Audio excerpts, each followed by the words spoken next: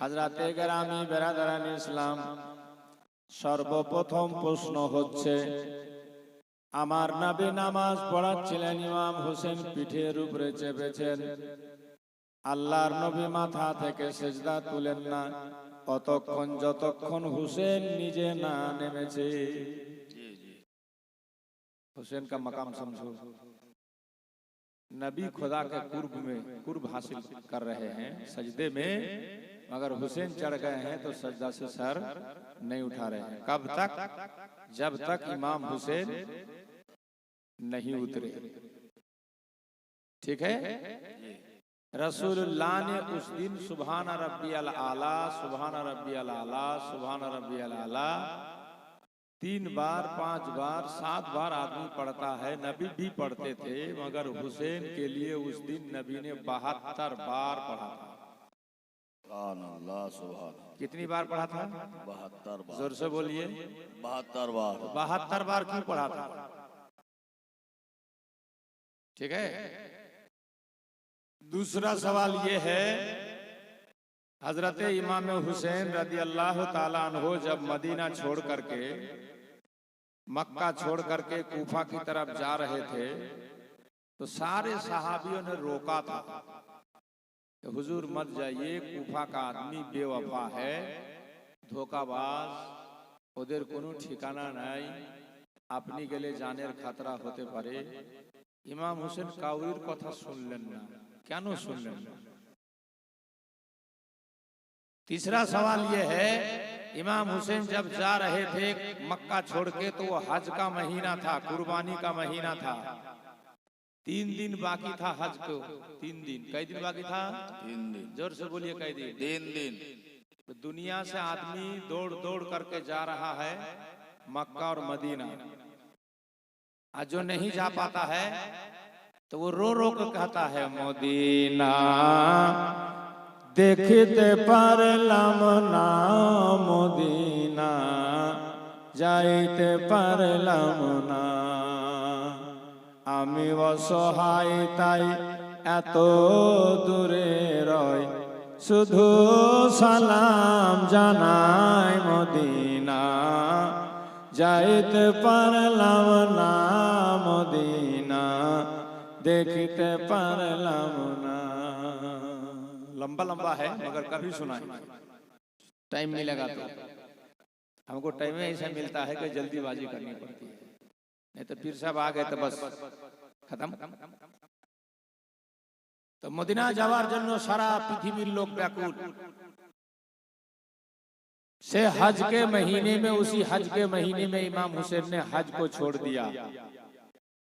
3 दिन बाकी था, सिर्फ 3 दिन हज बाकी था, हज नहीं किए, चले गए कूफा। क्यों गए? सवाल होगा कि नहीं? हज छोड़ करके क्यों गए?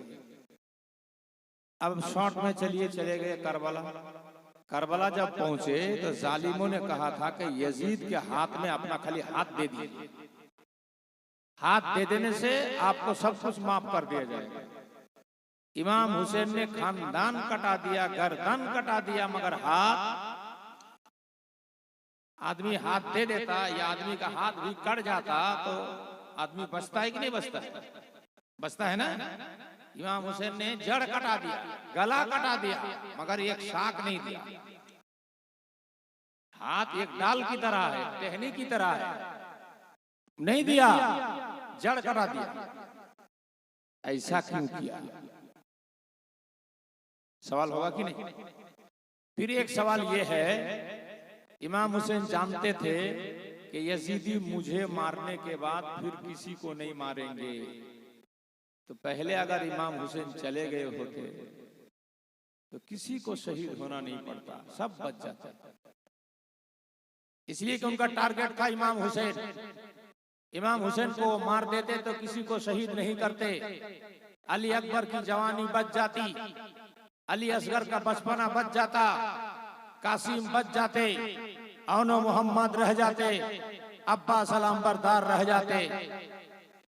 मगर इमाम हुसैन ने ऐसा नहीं किया, सबको भेजा बारी बारी, लास्ट में दूध पीता बच्चा असगर को भी दे दिया, तब जाके लास्ट में खुद गए।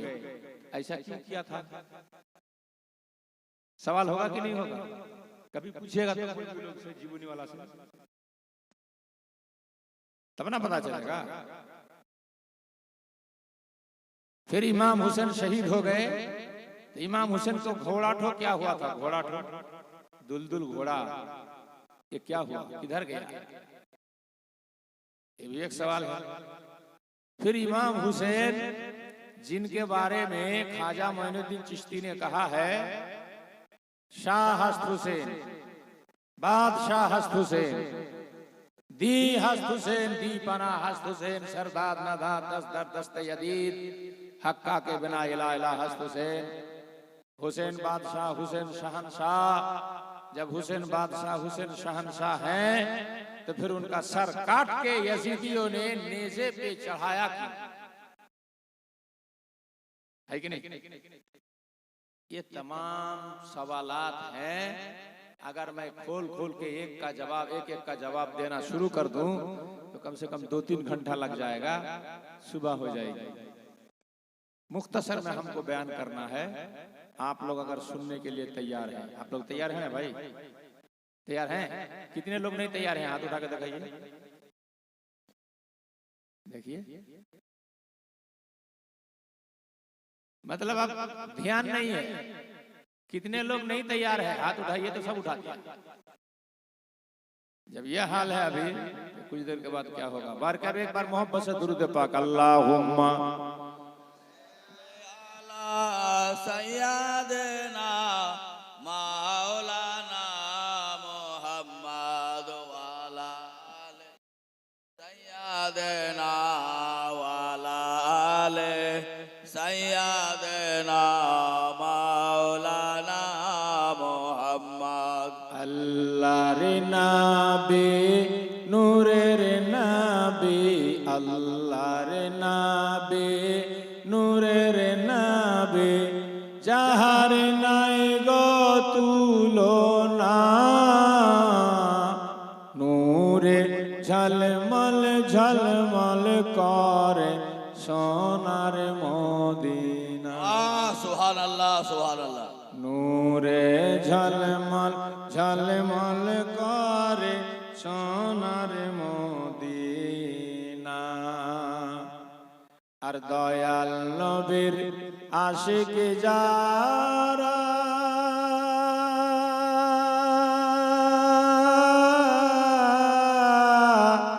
হীরা মুক্তা চাই না তারা গো,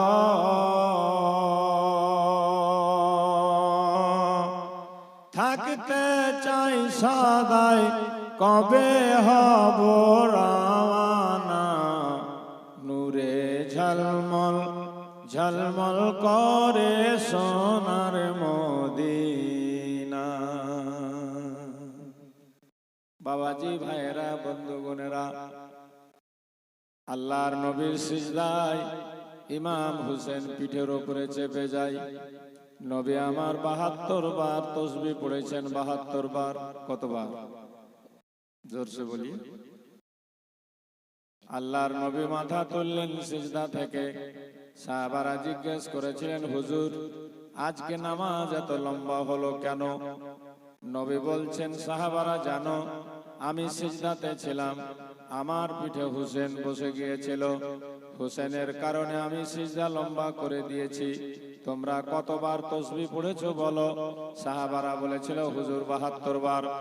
নবী বললেন, আমিও 72 বার। ইমাম হুসেন শুনলেন, আমার জন্য আমার নানার সাহাবীকে পড়তে হয়েছে 72 বার। এবার ইমাম হুসেন ফিরে গেছেন বাড়ি। মাকে ডাক দিচ্ছেন, আম্মা আম্মা বলে। ও মা, মা বাড়িতে আছো? মা, মা ফাতেমা বলে, আয় আমার লাল, কি হয়েছে বল বাবা, তোর নানার খবর কি?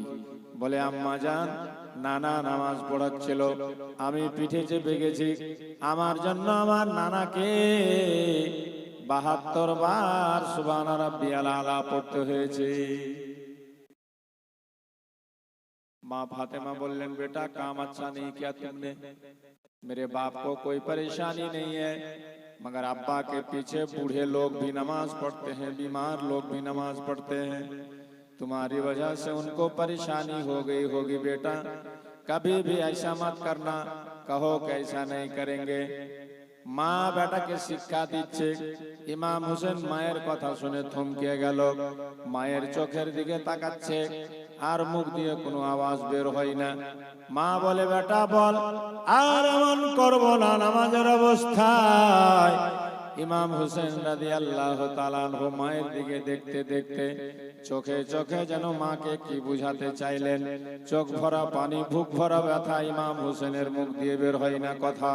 মা ফাতেমা হোসেনকে জড়িয়ে ধরলেন।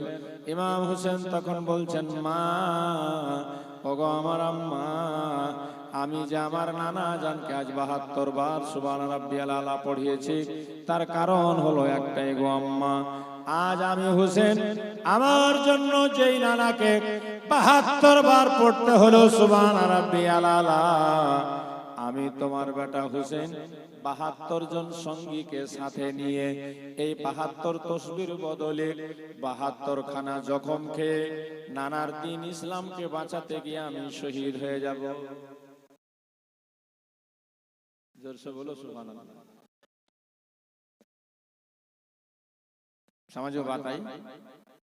इस ৭২ के बदले में ৭২ साथियों को लेकर ৭২ जख्म खाकर करबला में मैं शहीद हो जाऊं। बाबाजी भाईरा, बंधुगणेरा, माओ बोनेरा, তারপরে হোসেন রাদিয়াল্লাহু তাআলা আনহুকে ইয়াজিদিরা হাত চেয়েছিল, হাত। ইমাম হোসেন হাত কেন দিলেন না? গোটা গর্দান কাটিয়ে দিলেন, গোটা খাनदान काटिए दिलेन, मगर फिर भी अपना हाथ नहीं दिया। उसकी क्या वजह है? उसकी वजह यह है, एक दिन ईদের সমাতে ঈদের চাঁদ উঠেছে পশ্চিম আকাশে। গোটা মদিনার ছেলেরা দোস্ত খুশি মানাচ্ছে ঈদ মুবারক বলে। সবাই বলছে আমি নতুন জামা পরবো, আমার বাপ শাম দেশ থেকে এনে দিয়েছে, কেউ বলছে মিশর থেকে এনে দিয়েছে, কেউ বলছে সিরিয়া থেকে এনে দিয়েছে। ইমাম হাসান হোসেনের জামা ছিল না, দৌড়াতে দৌড়াতে আম্মা জানের কাছে গেল। আম্মা, ও মা, মা ফাতেমা বলে, বেটা বলো। বলে, মা, কালকে ঈদের দিন মদিনার সব ছেলেরা নতুন জামা পরবে, মা আমাদের কি নতুন জামা হবে না? নবীর বেটি ফাতেমার দুঃখ হয়ে গেল। মাবুদের দরবারে ফরিয়াদ করে বলে, আল্লাহ, ওগো রব্বুল আলামিন, আমি তোমার এমন এক বান্দি গো আল্লাহ, গোটাটা রমজান মাস পানি খেয়ে রোজা রেখেছি, পানি খেয়ে রোজা ইফতার করেছি, আমার বাচ্চারা আমার কাছে জামা চেয়েছে। মাবুদ, আমার ঘরে তো পয়সা নাই, আমি জামা সেলাই করব কোত্থেকে? বেরাদার বন্ধুগণ ভাইয়েরা, এমন অবস্থায় মা ফাতেমা দুই ছেলেকে সান্ত্বনা দিয়ে বলল, বেটা সো যাও, अल्लाह हाफिज, इंशाअल्लाह आइंदा कल तुम्हारा जामा का इंतजाम हो जाएगा। दोनों बच्चा सो जाते हैं, मगर माँ है कि रात भर जागती रहती है, खुदा की बारगाह में सर सजदे में रख कर के रो रही है, मौला की बारगाह में फरियाद कर रहे, माबूद मौला, तू रहीम है, तू रहमान है, तू सत्तार है, तू गफ्फार है, तू दिलों का हाल जानता है, मुकादिर मुतलक है। माबूद, কাল যদি আমার ছেলেরা জামা না পাই গো আল্লাহ, তাহলে আমি বেইজ্জত হয়ে যাব। আল্লাহ পাক মা ফাতেমার দোয়া কবুল করে নিল। জান্নাত থেকে দুই ভাইয়ের জামা দিয়ে জিবরিল আমিনকে নিয়ে সকালবেলা পাঠিয়ে দিল। সুবহানাল্লাহ, জোরসে বলো সুবহানাল্লাহ। কোথাকার জামা? अरे जोर से बोलो ना, कहाँ से आया जामा? जन्नत से, मिल्की से? जन्नत से। न मिल्की से, न मोहनपुर से, न खुद्दीबाड़ी से। दोनों भाई का जामा आया कहाँ से? जन्नत से। दरवाजे पे दस्तक, फातिमा, ओ फातिमा।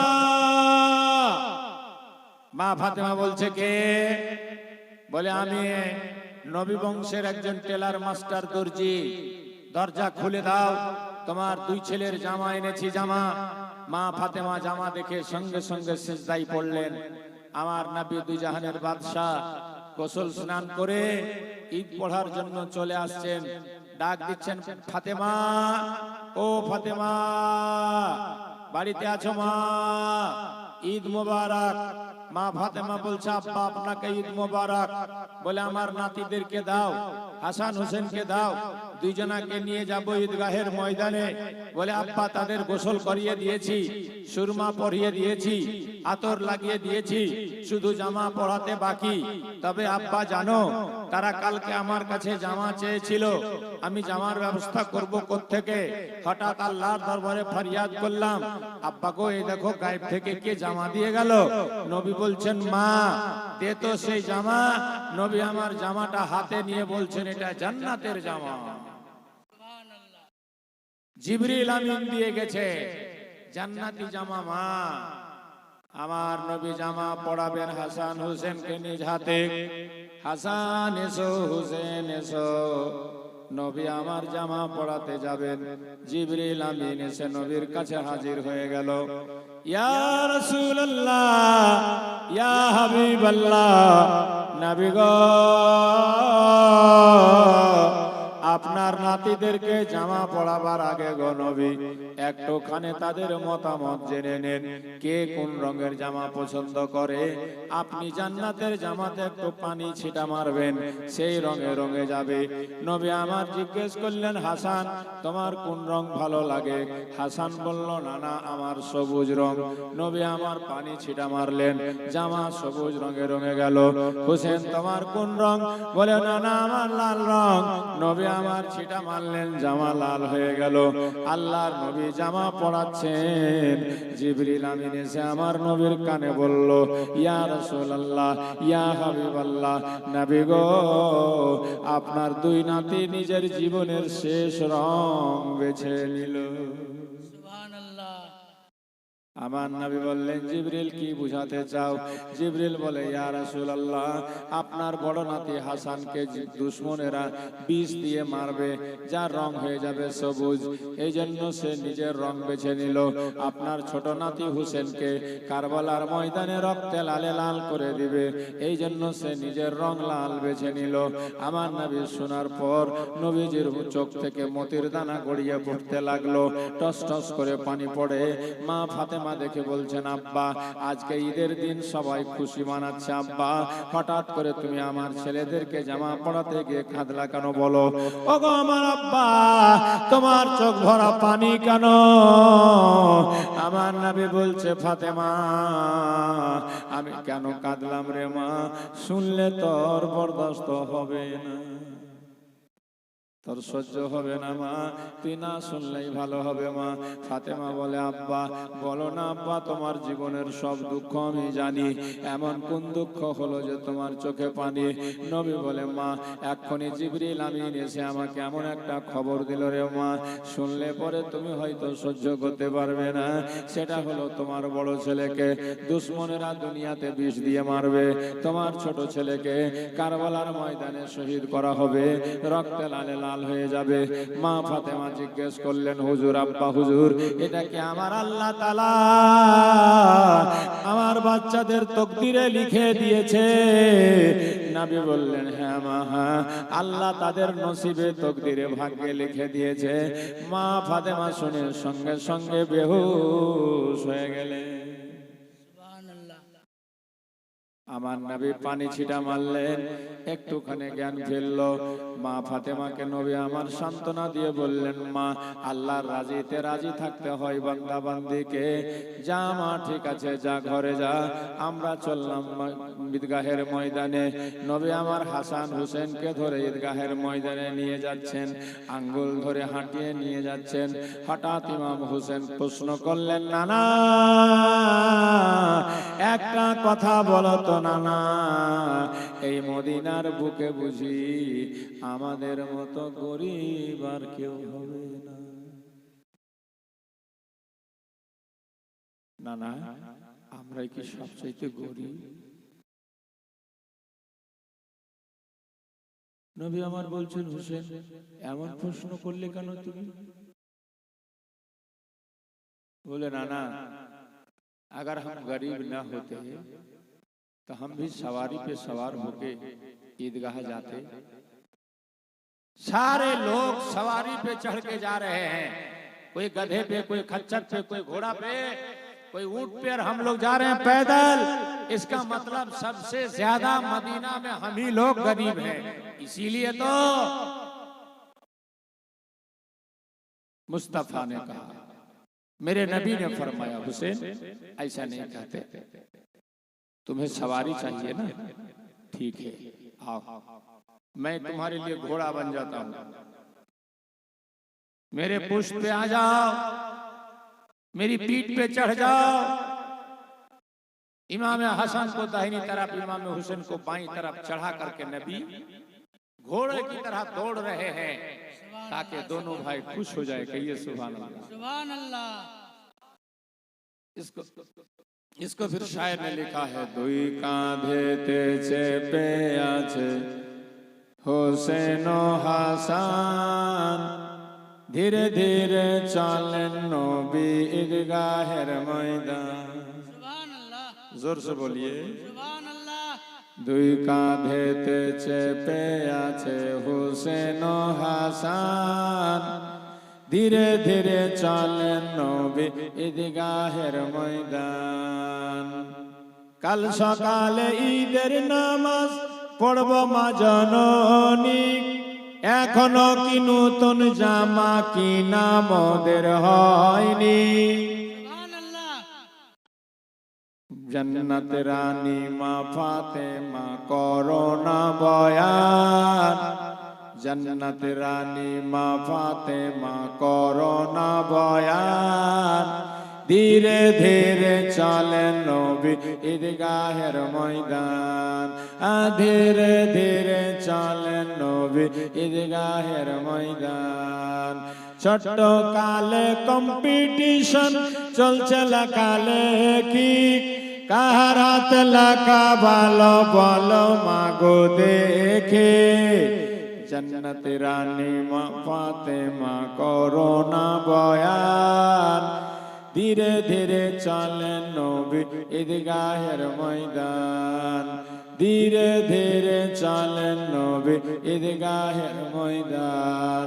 পিতা আমার শেরে খোদা, মাতা জান্নাত রানী, নানা আমার কমলেওয়ালা মাক্কি মাদানী। পারবে না ঘটাতে শান, পারবে না ঘটাতে শান यजीद মারওয়ান, ধীরে ধীরে চলেন নবী ঈদগাহের ময়দান, ধীরে ধীরে চলেন নবী ঈদগাহের ময়দান। হযরতে গ্রামী নবী আমার পিঠে করে নিয়ে যাচ্ছেন হাসান হোসেনকে। হঠাৎ ইমাম হোসেন প্রশ্ন করছেন নানাকে, নানা জান তুমি আমার ঘোড়া তো হয়ে গেলে নানা, তবে ঘোড়ার লাগাম কই, আমি কি ধরবো? নবী আমার জুলফি রাখতেন, জুলফি, নবীজি নিজের চুল মোবারক ধরিয়ে দিলেন, জুলফি ধরিয়ে দিলেন, আর বললেন হুসেন इसी को तुम अपना लगाम समझना, इसी को लगाम समझो। ইমামে হুসেন নবী পাকের চুল মোবারক, নবী পাকের জুলফ মোবারক কে ধরে আছেন, আর ঘোড়ার লাগামের মতো টানছেন, আর আমার নবী নাতিদেরকে খুশি করার জন্য দৌড়াচ্ছে। सुभान अल्लाह, सुभान अल्लाह। আল্লাহ अल्लाह अकबर। या रसूल अल्लाह, जिंदाबाद, जिंदाबाद, जिंदाबाद। ये है माजरा। नबी ने जर्रा बराबर भी तकलीफ नहीं दिया इमाम हसन हुसैन को। कभी प्यासा हो गए तो अपनी जुबान को उनके मुंह में डाल करके चुसाया, मगर रोने नहीं दिया। उन दोनों को दुनिया वालों ने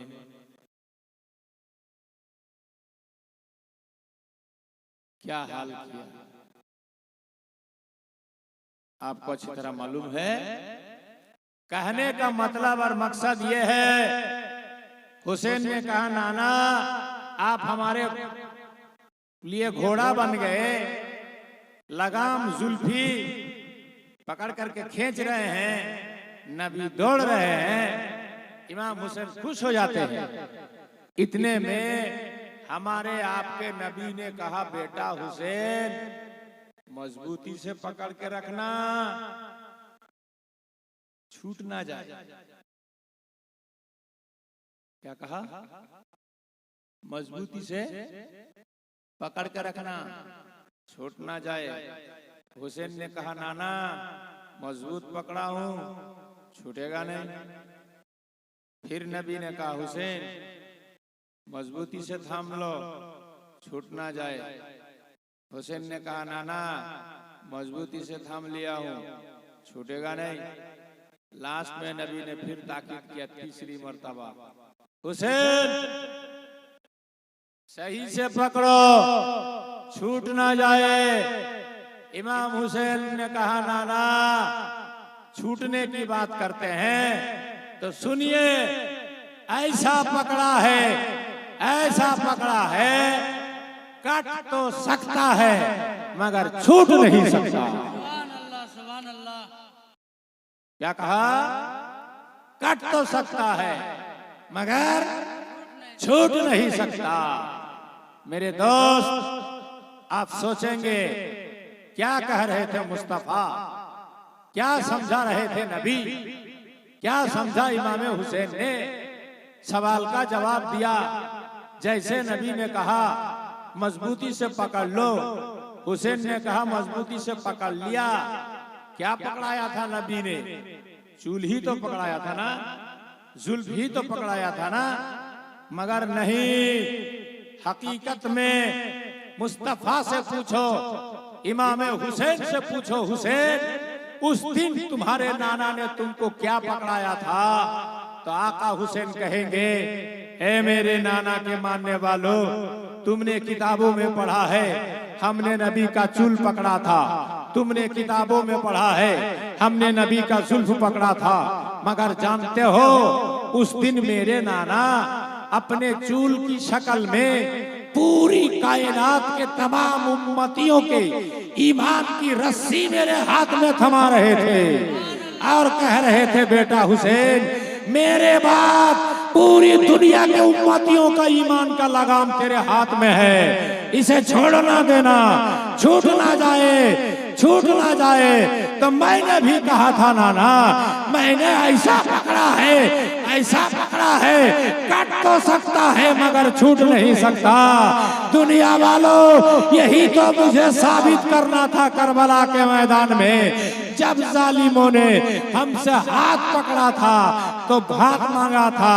बोलो वो हाथ जिस हाथ में मैंने मुस्तफा के जुल्फ को थामा था, वो हाथ मैं यजीद के हाथ में देता कैसे?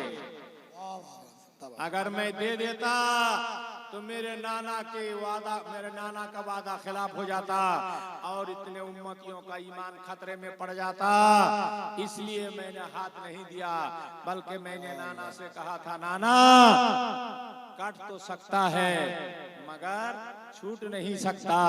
तो हमने आज करबला में साबित कर दिया कट तो सकता है। इशारे में मैंने बताया था नाना मेरा भतीजा कासिम कट तो सकता है मगर इस्लाम की बागडोर मेरे हाथ से छूट नहीं सकता। हमारा नौजवान बेटा अली अकबर कट तो सकता है मगर ये रस्सी छूट नहीं सकती। हमारा हमारा नन्ना मुन्ना अली असगर करबला के मैदान में इस्लाम की राह में कट सकता है मगर फिर भी हम इस्लाम के बागडोर को छोड़ने वाले नहीं। यही साबित किया इमाम हुसैन ने उस दिन। मेरे दोस्तों, मेरे बुजुर्गों, मेरा चौथा सवाल आपसे ये है कि हुसैन जब निकल रहे थे तो सारे लोगों ने रोका था, बड़े बड़े बुजुर्गों ने रोका था, मगर इमाम हुसैन रुके नहीं, चले गए, है ना? लोग कहते हैं बड़े लोग किसी काम से जब रोके मना करे तो वो काम से रुक जाना चाहिए, मना मान लेना चाहिए, नहीं जाना चाहिए। तो इमाम हुसैन भी रुक जाते मगर आप रुके नहीं। क्यों नहीं रुके? इमाम हुसैन से पूछिए कि आका आपको सबों ने रोका मगर आप रुके क्यों नहीं? तो इमाम हुसैन बताते हैं दुनिया वालों मेरे ना रुकने में वजह यह है कि तुम लोग जो रोक रहे थे हमको, वो लोग सिर्फ जाहिर देख रहे थे और मैं जाहिर के साथ साथ बातिन भी देख रहा था। समझे बात नहीं आई? बात समझ नहीं आई? बोले ওরা শুধু প্রকাশ্যে দেখছিল আর আমি প্রকাশ্য গোপন দুটেই দেখছিলাম। वो लोग सिर्फ एक तरफ देख रहे थे, अब मैं दोनों तरफ देख रहा था। वो लोग एक तरफ क्या देख रहे थे? हुसैन अपनी जुदी जान, अपना जानेर खतरा, अपनी जुदी जान, अपना बीबी बच्चार खतरा, अपनी जुदी जान, अपना जीवनेर खतरा, सिर्फ यही देख रहे थे कि आमी गेले हमार खतरा होते पारे। ये मैं भी समझता था, लेकिन साथ ही साथ मैं ये भी देख रहा था अगर मैं ना जाऊं तो मेरे नाना के उम्मतियों के ईमान का खतरा। तो मैंने सोचा अगर मुझे अपनी जान दे के भी नाना जान के उम्मतियों के ईमान को बचाना है, फिर भी हम अपनी जान दे देंगे, मगर नाना के उम्मतियों का ईमान जाने नहीं देंगे। कहिए सुभान अल्लाह। हजरत गिरामी, मुहर्रम का महीना मामूली महीना नहीं है। इस महीने में हमको आपको क्या करना चाहिए और हम और आप क्या कर रहे हैं? अच्छा, इधर ताजिया बनाते हैं लोग, ताजिया बनाते हैं ना? बना करके फिर क्या करते हैं जी? क्या करते हैं? जाकर फिर फेंक देते हैं। ऐसा मत करो मेरे भाई। ताजिया इमाम हुसैन के मजार के शक्ल में जरूर बनाइए, उससे इमाम हुसैन की याद ताजा होती है। ठीक है? ताजिया बनाना नाजायज किसी ने नहीं कहा है, लेकिन जैसे आप अपने घर में आजमीर का फोटो रखते हैं, काबा का फोटो रखते हैं, मदीना का फोटो रखते हैं, बंधवा के रखते हैं, फ्रेम करके रखते हैं ना? तो वो फोटो है, वो नबी का हकीकी मजार तो नहीं है। मजार का क्या है? फोटो है, छवि है। काबा का फोटो है, तो काबा का फोटो ये काबा नहीं है। यहाँ पर आप घूमने लगे, हज करने लगे, नहीं। नबी के मजार का फोटो, ये नबी का मजार नहीं है, उसका फोटो है, फोटो। तो फोटो को फोटो की शक्ल में इज्जत से रखना चाहिए। इसी तरह इमाम हुसैन के मजार की शक्ल में ताजिया बनाते हैं लोग। और सबसे पहले हिंदुस्तान में एक बादशाह था, उसका नाम तैमूर लंग। तैमूर लंग ने सबसे पहले बनवाया था ताजिया। हुसैन से बहुत मोहब्बत करता था वो। हर साल करबला जाता, जियारत करता। एक बार बीमार हो गया, नहीं जा पाया, तड़प रहा था। तो लोगों ने कहा कि बादशाह को शांत करने के लिए इमाम हुसैन के मजार का वो भी कोल छवि, डुप्लीकेट शक्ल एक बना दिया जाए, उसी का नाम ताजिया है। तो आप बनाइए, मगर उस पर सिरनी नहीं रखिए, इसलिए कि ये इमाम हुसैन की कब्र नहीं है, ये फोटो है। बात समझ में आ रही है? वहां फातिहा मत कीजिए, इसलिए कि ये इमाम हुसैन का मजार नहीं है, मजार का फोटो है। हाँ, हुसैन के नाम पे नारा लगा के आप उसको लेकर के जुलूस की शक्ल में निकल तो सकते हैं, मगर उसको फिर तोड़िए नहीं, उसको फिर गाड़िए नहीं, उसको फिर बर्बाद मत कीजिए, बल्कि इज्जत के साथ उसको सजा करके रख दीजिए। समझ बात आ गई? नहीं तो ताजिया को बनाने में अगर 5,000 रुपया आप खर्च करते हैं और खर्च करने के बाद फिर उसको तोड़ देते हैं, गाड़ देते हैं, पानी में डाल देते हैं, तो ये फजूल खर्ची है। और फजूल खर्ची करने वाला शैतान का भाई है, अल्लाह ताला उसको छोड़ेगा नहीं। आप अपना पैसा फालतू का पानी में फेंकिएगा तो उसका भी हिसाब देना पड़ेगा अल्लाह के पास। इसलिए मिल्की मोहनपुर वालों, मेरे पीर के चाहने वालों, मेरे मखदूम के मानने वालों, इमाम हुसैन से मोहब्बत है तो याद ताजा करने के लिए झंडा अपने घर में जरूर लगाइए, निशान अपने घर में जरूर लगाइए, मुहर्रम में ताजिया आप बनाइए, इमाम हुसैन के मजार के वो भी कल शक्ल में बनाइए और उसको इज्जत के साथ रख दीजिए।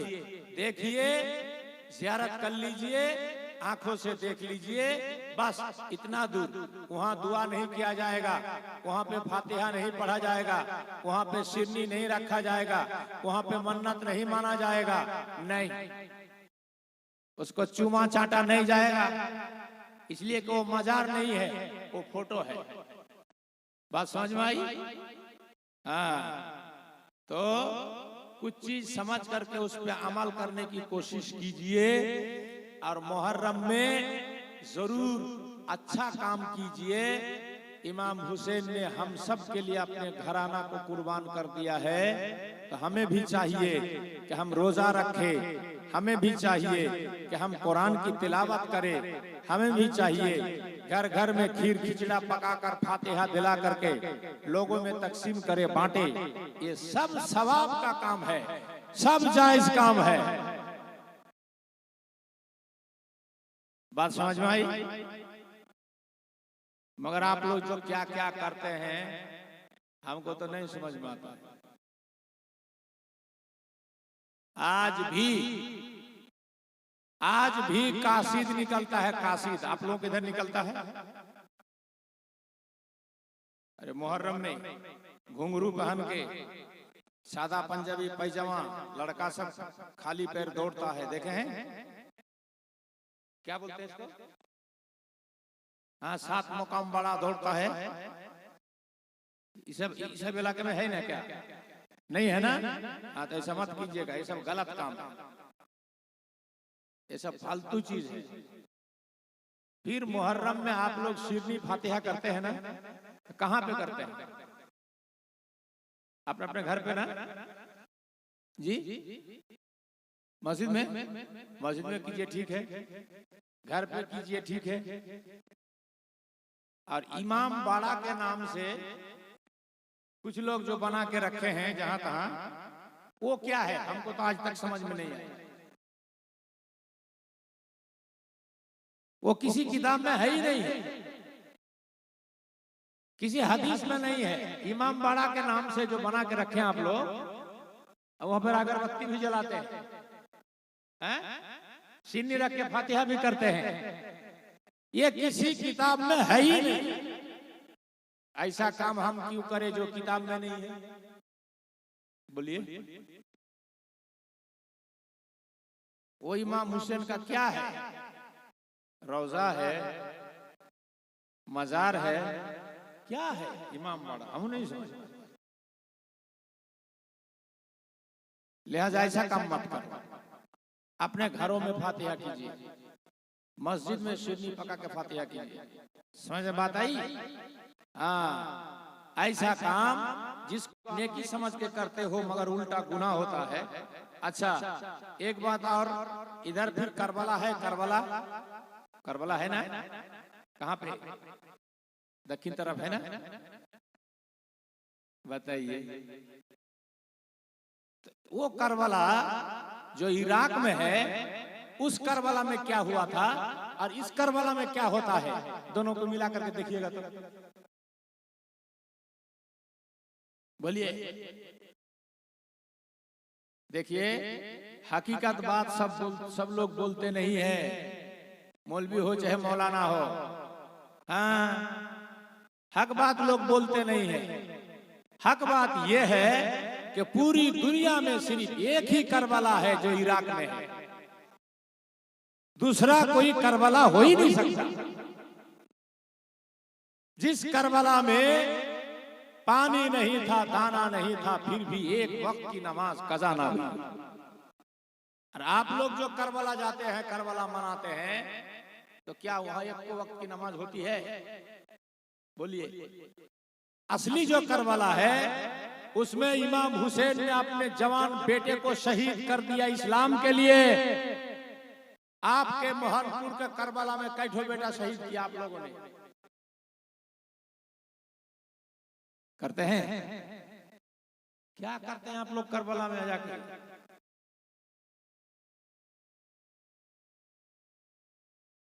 सब बेकार की बात है।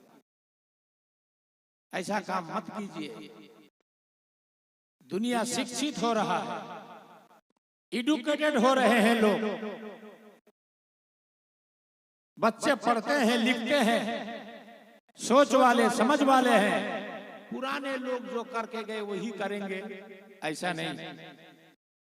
आप जानकारी लीजिए शरीयत क्या कहती है इस मामले में, कुरान हदीस में क्या मसला है, उस पे अमल करने की कोशिश कीजिए, फायदा होगा। जिद मत कीजिए हम किए हैं करते रहेंगे जबरदस्ती, ऐसा नहीं करना चाहिए। अल्लाह सबको तौफीक दे। एक बार दूर आज लाल होइला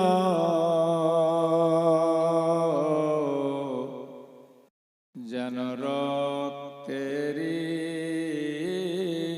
बरो। जोरे बोलो सुभान अल्लाह। आ रहे हैं इमाम हसनैन का शहजादा लाल, बिल्कुल आने ही वाले हैं।